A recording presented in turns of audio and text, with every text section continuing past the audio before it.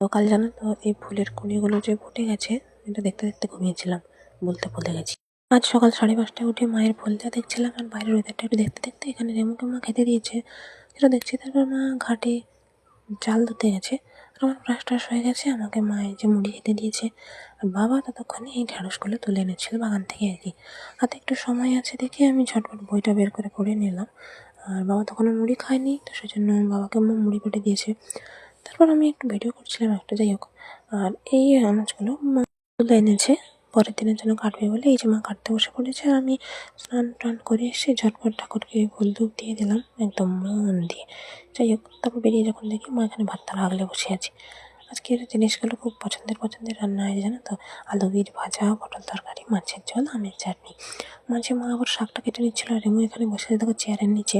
আমি ওটাই দেখছিলাম আর একা একা হাসছিলাম, খাচ্ছি বলতে। তারপরে মাঝে গিয়ে আমি এবার ভাত আর কিছু কাঁটা দিয়ে এসেছিলাম, সেগুলো খাচ্ছে মা। তারপর আমাকে যে চাটনিটা দিল, তারপর আমি মনের আনন্দে এই যে কাদের ধান আনতে এসছে টোটোতে করে, সেগুলো দেখতে দেখতে জেঠিমাদের ফুল গাছ দেখে আবার ওই দাদুদের ফুল গাছ দেখছিলাম। দেখতে দেখতে হেঁটে হেঁটে যাচ্ছিলাম আর কি, মনের সুখে যাকে বলে। রাস্তায় এই যে কত খড় বিছানো আছে, ওটা দেখতে দেখতে মাথায় ওড়না চাপিয়ে যাচ্ছি। দূরে ওই যে ওখানে না ডেজার দিয়ে, মানে যেটাকে জেসিবি বলে, মাটি খোলা হচ্ছে, সেটাও দেখতে দেখতে যাচ্ছি। আর এই যে দেখো কীরকম ছায়া ভিডিও করে করে যাচ্ছে। এটা কার একটা গাড়ি, রঙটা হালকা হালকা সবুজ, ভালো লাগছে। তারপর বাজারে এসে বসে আছি, ভাবছি কখন গাড়ি পাবো কে জানে। টিপটা যে পরে এসেছিলাম সেটা কখন পড়ে গেছে, খেয়ালই করিনি।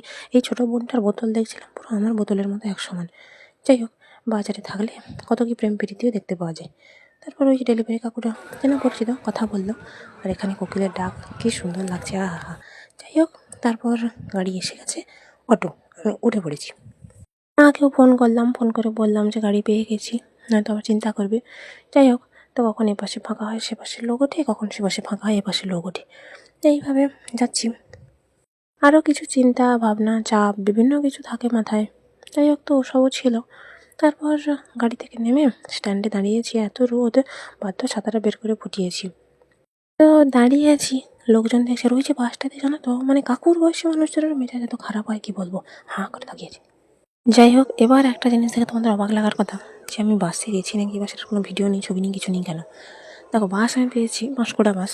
তো বাসে উঠে পেয়েছি, সিটও ভালো বসেছি। আর বাস ড্রাইভার করতে একদম যেন পাইলটের মতো উড়িয়ে নিয়ে গেছিলো।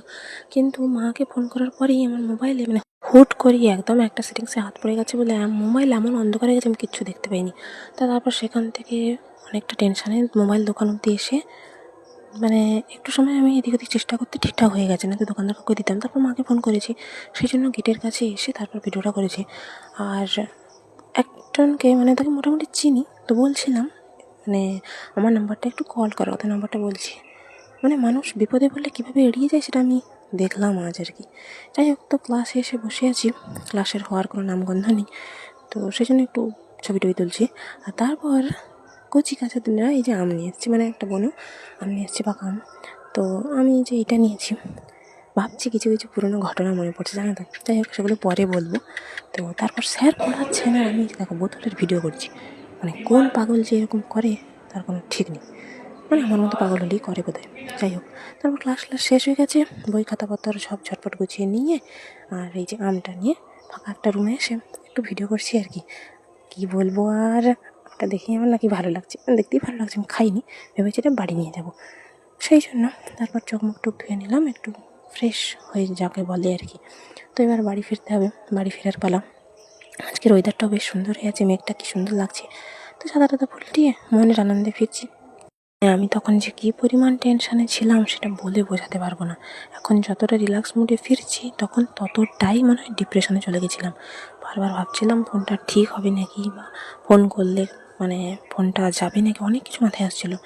তো স্ট্যান্ডে এসে দাঁড়িয়ে আছি, একদম ঠাঠা রোদ যাকে বলে, কিন্তু গাড়ির দেখা নেই। দুটো বাস যদিও বা গেছে, সে যে ভিড় ওঠা যাবে না।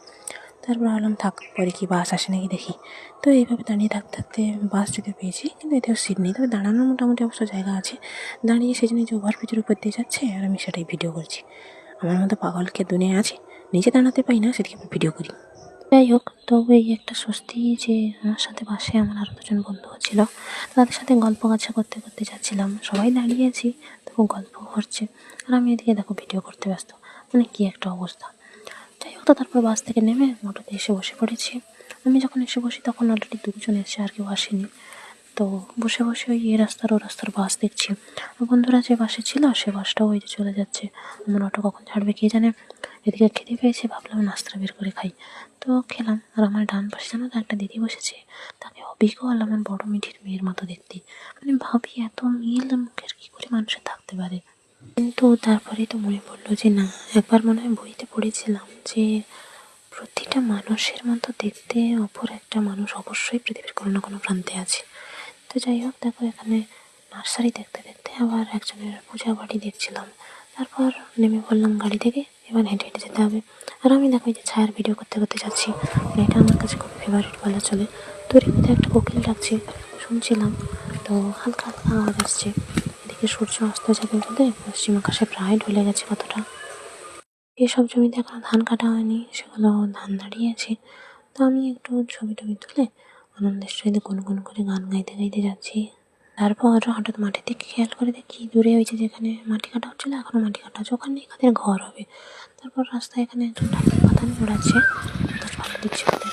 আর এখানে দেখো আজও দেখতে পাচ্ছি, বেশ ভালো লাগছে।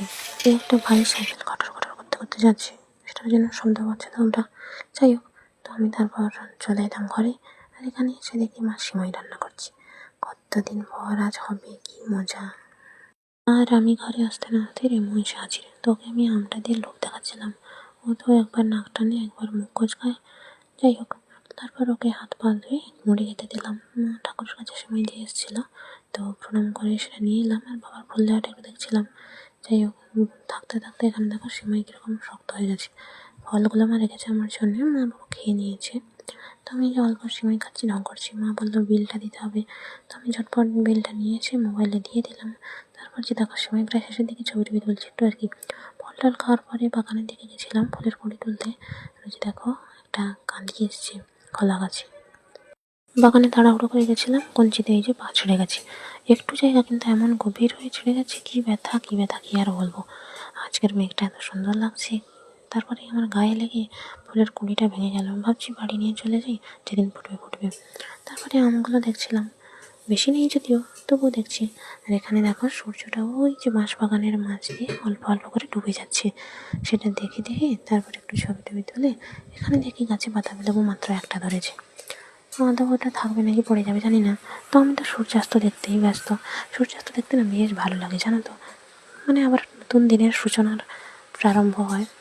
তো তারপর এখানে দেখি জুঁই ফুলের কুড়ি একটা হয়ে আছে, সমস্ত কুড়ি নিয়ে এসে রেখে দিলাম। আর এই 1 টাকাটা না বাগানে কুড়িয়ে পেয়েছি, বাবাকে বলেছি মন্দিরের দান বাক্সে দিয়ে দেবে। আর গন্ধরাজটা এটা আগামীকালের জন্য আজকেরই নিয়ে চলে এসেছি। যাই হোক, মা আজকে আদা থেতো করে আগে থেকেই জলে দিয়ে রেখেছে।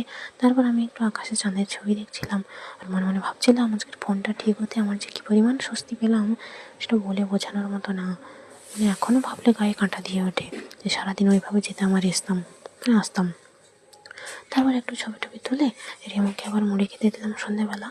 আর মা বাবার জন্য সিমাই আছে, আলাদা বাটি আর করিনি। চা তো করেছি, সেটা একটু আরামাস করে বসে খেলাম টেলাম। তারপর চাঁদের সাথে একটু ছবি তুলছি। মানে চাঁদ দেখলে এতটাই মুগ্ধ হয়ে যাই যে দেখলে দেখতেই থাকি। তারপর জানো তো, বাবা বাজার থেকে আসার পর বলছিল ডিমটা ভাজতে, কেননা বাবা খুব সুন্দর ডিম ভাজে, আর আমি লুকিয়ে লুকিয়ে এখানে দেখছি। যাই হোক, তারপর একটা পানি ভিডিও করছিলাম, শুনতে পাচ্ছিলাম দূরে কোথায় একটা কোকিল ডাকছে। রাত্রিবেলা কোথায় আবার কোকিল ডাকে কে জানে বাবা। যাই হোক, তারপর খাওয়া দাওয়া সেরে নিলাম।